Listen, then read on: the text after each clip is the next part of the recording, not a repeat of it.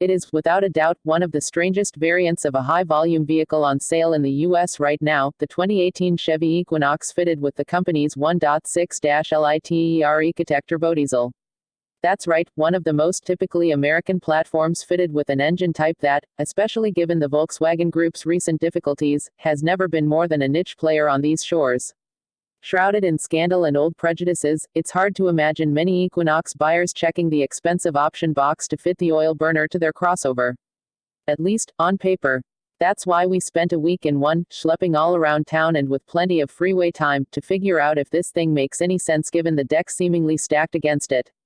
That's not a declaration of anti-diesel bias, it's just a reality check given the headwinds this type of engine faces in the US, and actually, even in Europe in recent years. Diesel has a lot going for it. Even if the relative brilliance of the TDI was a sick joke at everyone's expense. Diesel engines provide torque and excellent economy, at the expense of potentially higher fuel costs and a powertrain that is more expensive to produce.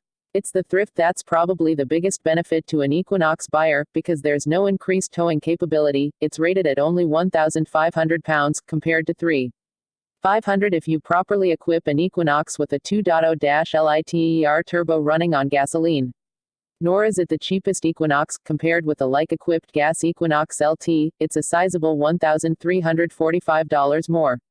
The Equinox diesel's 32 miles per gallon combined on the EPA test cycle beats the 1.5-liter turbo gas engine by 4 mpg, and given the real-world disappointment inherent in small gas turbo engine fuel economy, it's probably a bigger advantage out in the wild.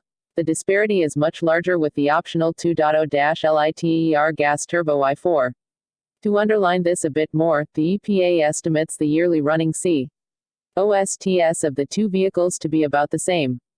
This assumes that diesel costs about 40 cents more per gallon than regular gas, 55% of your driving is in stop-and-go traffic, and that gas turbo engines get somewhere close to their EPA rating out on the road. Again, all this points to the diesel having an advantage, but perhaps not for an upcharge that's equivalent to a year's worth of fuel. Where the diesel shines is on the freeway. The front-drive diesel is rated at 39 mpg on the highway, versus 32 mpg for the smaller gas engine. Our AWD-equipped tester gets a 1 mpg ding on the EPA highway test and achieved about 32 mpg indicated over the week we had it, which included at least 60% city driving. On flat sections with the cruise set, the turbodiesel will return much closer to 40 mpg indicated. If you have a long freeway commute or plan to take a lot of road trips, there's a case for the turbodiesel over the 1.5-liter Equinox. This is a lot of preamble before getting to how it drives, of course. But it's important to set the stage. The Equinox itself isn't much different than the 2.0T equipped crossover we drove earlier this year, so we'll focus on the aspects that are divergent or especially notable. Our 2.0-liter car had some issues with front-wheel feedback, with our reviewer noting the crossover was difficult to place on the road. For whatever reason, that's not the case with the Equinox diesel. The steering is excellent in a way that draws attention to itself. It's direct, it's intuitively progressive, and it doesn't punish you by wondering if your eyes dart down to the infotainment screen. For example, it's an easy crossover to place in a lane. Some contemporary crossovers are so numb at the helm that even maintaining straight-ahead travel is a challenge. To put it another way, you don't have to pay extra attention to keep the Equinox diesel from wandering about, even on rutted pavement and grading. That leads to a sense of security and stability. That's impressive for a vehicle of this size. It's also got punch, if not pizzazz. The turbodiesel makes a modest 137 horsepower and 240 pound-feet of torque, but the important thing is that the torque is easily accessible and readily appreciable.